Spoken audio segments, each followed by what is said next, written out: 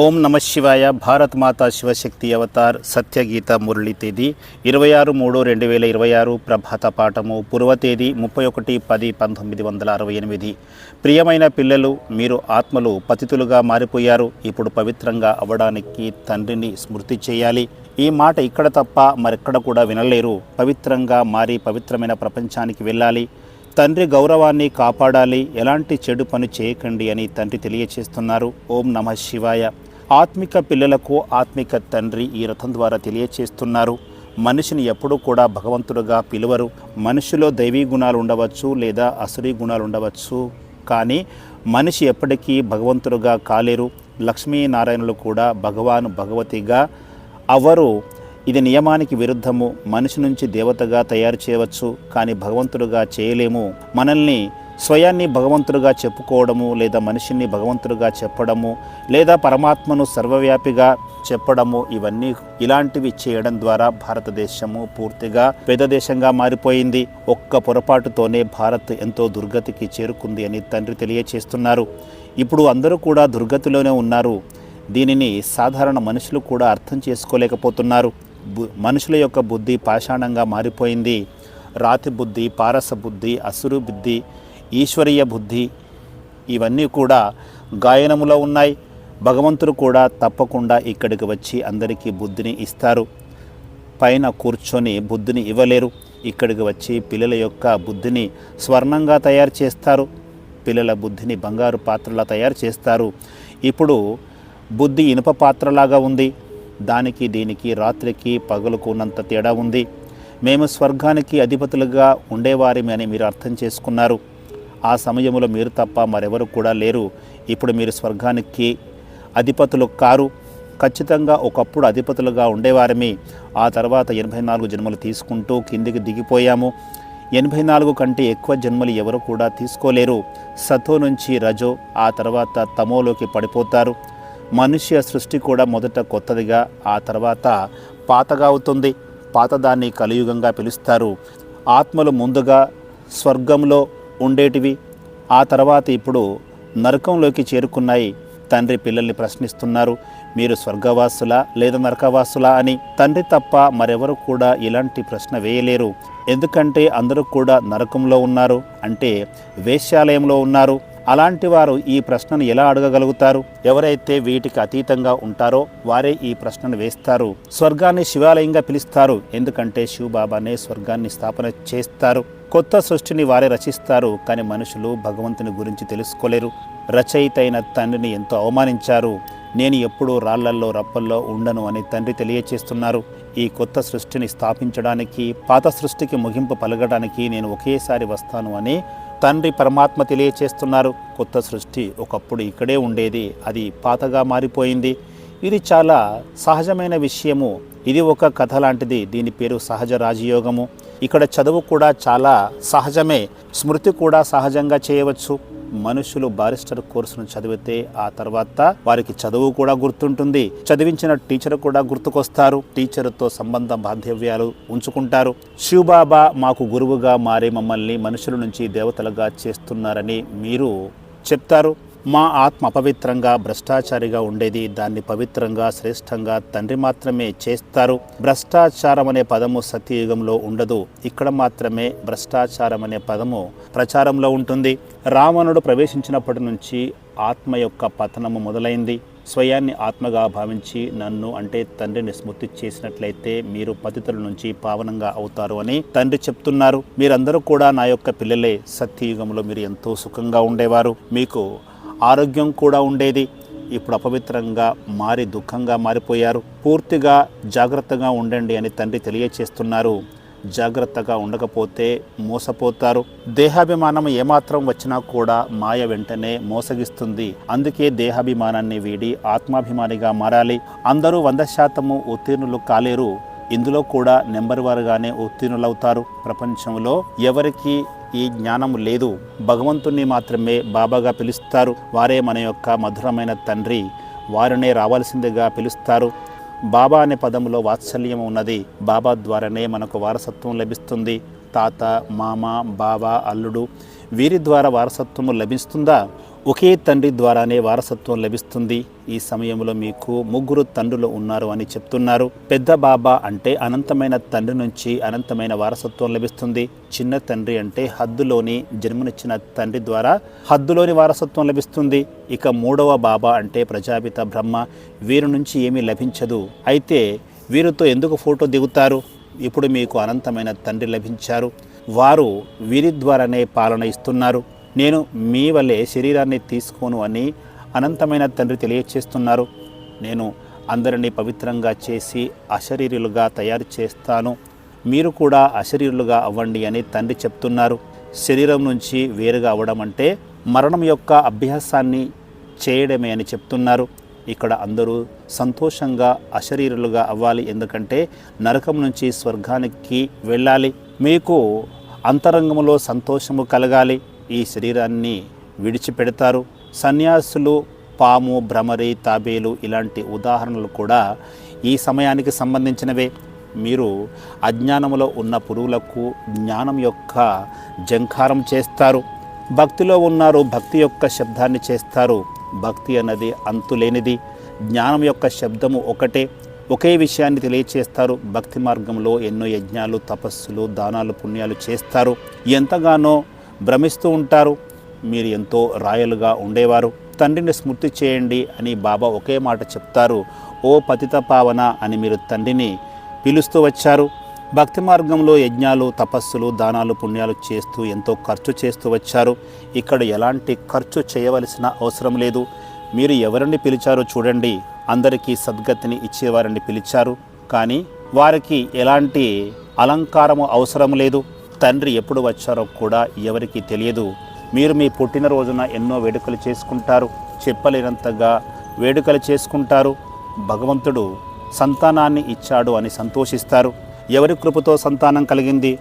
గురువు కృపతో అని చెబుతారు. ఒకవేళ ఆ కుమారుడు, కూతురు అనారోగ్యంగా మారిపోతే లేదా మరణిస్తే అప్పుడు ఏమని అంటారు? అప్పుడు ఆ గురువును దూషిస్తారు. మీరు గురువుని ఎందుకు దూషిస్తారు? గురువు కృపతో భగవంతుడు సంతానాన్ని ఇచ్చారని చెబుతారు కదా. మీకు దుఃఖం కలిగితే ఆ భగవంతుడితోనే పోరాడండి. గురువుతో ఎందుకు పోరాడుతున్నారు అంటే ఇవన్నీ కూడా భక్తి మార్గం యొక్క మాటలు. ఇక్కడ మీకు పిల్లల యొక్క అవసరమేమీ లేదు. ఇక్కడ పిల్లలు కూడా తేళ్ళు, పాముల్లాగా కష్టాలు కలిగిస్తారు. చాలామంది మాటలు కూడా చెప్తూ ఉంటారు. తమ పిల్లలను ఎవరైనా చూసుకున్నట్లయితే మేము బంధనాలను తొలగించుకొని సేవలో నిమగ్నం అవుతామని చెబుతారు. ఎవరైనా సిద్ధంగా ఉంటే వారికి అప్పగించండి అని తండ్రి కూడా సూచన చేస్తారు. భగవంతుణ్ణి ఎంతో పూజ చేసి సంతానాన్ని పొందుతారు. కాబట్టి ఆ సంబంధము అంత సులువుగా తెగిపోదు. కొన్నిసార్లు మాకు పిల్లలు లేరు అనే ఆలోచన చాలామందికి వస్తుంది. పిల్లల కోసము దుఃఖిస్తూ ఉంటారు. బాబా మీరే మా సంతానం అని కూడా అంటూ ఉంటారు. అయినప్పటికీ పిల్లలపైన చాలా కోరిక ఉంటుంది. బాబా చెప్తున్నారు, మిమ్మల్ని ప్రపంచానికి అధిపతులుగా తయారు చేస్తున్నాను. సంతానం అంటే శివునిలాగా ఉండాలి. బ్రాహ్మణులుగా అయిన వారందరూ కూడా ప్రపంచానికి అధిపతులుగా అవుతారు. అందులో కూడా నెంబర్ వారిగా పదవిని పొందుతారు. భారత్ గొప్ప దేశంగా పిలుస్తారు. మళ్ళీ భారత్ని నింద చేస్తారు. దీనిపై ఒక పాట కూడా ఉంది. మేము భారత్కు యజమానులుగా అవుతాము అని అర్థం చేసుకున్నారు. మేమే ఒకప్పుడు స్వర్గవాసులుగా ఉండేవారిమి, ఇప్పుడు నరకవాసులుగా మారిపోయాము. ఇప్పుడు మనుషులు హింస చేస్తున్నారు. ఏ విధంగానైతే కుక్క ఆహారాన్ని తింటున్నప్పుడు తన నోటి నుంచి వచ్చిన రక్తాన్ని తానే సేవిస్తుంది, తద్వారా అది ఆనందం పొందుతుంది. ఇక్కడ పరస్పరం మనుషులు కూడా ఒకరి రక్తాన్ని ఒకరు పీల్చుకుంటున్నారు. కామ ఖడ్గంతో దాడి చేసి సంతోషాన్ని పొందుతారు.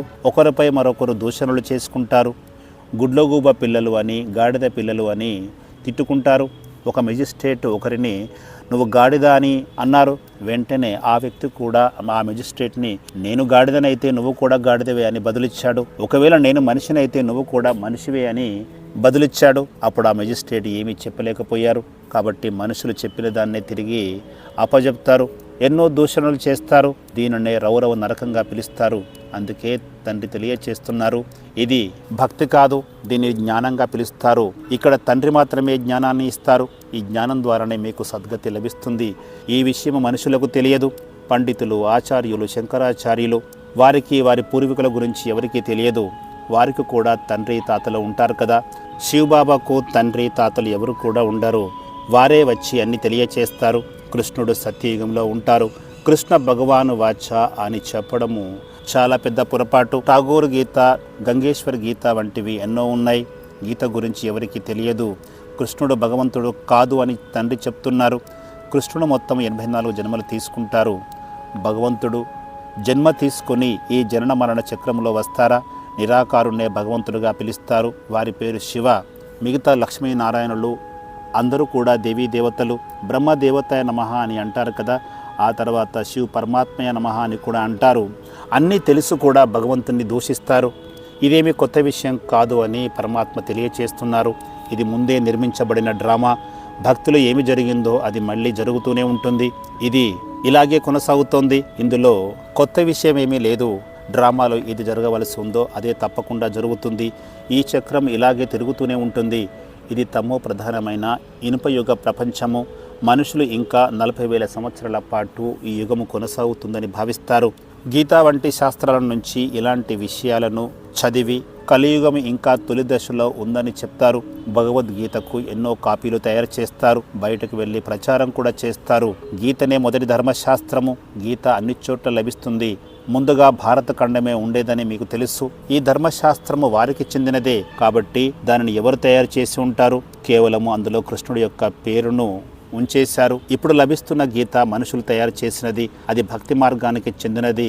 భక్తి మార్గంలో అందరూ గురువులను సేవిస్తారు, కానీ వారందరూ కూడా సత్యమైన గురువులు కాలేరు అని తండ్రి చెప్తున్నారు. సద్గతిని ఇచ్చే గురువు ఒకరు మాత్రమే. సద్గతి అంటే పవిత్రంగా అవ్వాలి. పతితులను పావనంగా చేసేవారు తండ్రి ఒక్కరే. ప్రతి విషయాన్ని బాగా అర్థం చేసుకోవాలి. అర్థం చేసుకునేది ఆత్మనే. అదేవిధంగా ఇక్కడ చదువును చదివేది కూడా ఆత్మనే. ఆత్మ మరియు జీవుడు ఈ రెండు ఉన్నాయి. ఈ రెండింటిలో ఏది పెద్దది? ఆత్మ అవినాశి. అది ఎప్పుడూ కూడా వినాశనము చెందదు, మరణించదు. శరీరం నుంచి ఆత్మ బయటికి వెళ్ళిపోతుంది అంతే. ఆ తర్వాత శరీరాన్ని ముక్కలు చేసినా ఆత్మకు ఏమీ జరగదు. ఎందుకంటే ఆత్మ అవినాశి కదా. స్వయాన్ని మనం ఇప్పుడు ఆత్మగా భావించాలా లేదా శరీరంగా భావించాలా? తండ్రి తెలియచేస్తున్నారు, పిల్లలు మీరు ఆత్మలు పతితంగా మారిపోయారు. ఇప్పుడు పావనంగా అవడానికి నన్ను స్మృతి చేయాలి అని చెప్తున్నారు. ఇలాంటి మాటలను ఇక్కడ తప్ప మరెక్కడ కూడా మీరు వినలేరు. ఈ సమయానికి మీరు పావనంగా అవ్వాల్సి ఉంది. పతితమైన ఆత్మ పావనంగా అవ్వాలి. పవిత్రంగా మారి పవిత్ర ప్రపంచానికి వెళ్ళాలి. తండ్రి గౌరవాన్ని కాపాడండి అని పరమాత్మ చెప్తున్నారు. చెడు పని చేయకండి. అందుకే బ్రహ్మకు గడ్డము ఉన్నట్లుగా చూపిస్తారు. విష్ణు శంకరులకు ఉండదు, దేవతలకు కూడా గడ్డము ఉండదు. తండ్రి గౌరవాన్ని నిలబెట్టడానికి కృషి చేయాలి. సత్యయుగంలో ఎలాంటి శ్రమ చేయవలసిన అవసరం లేదు.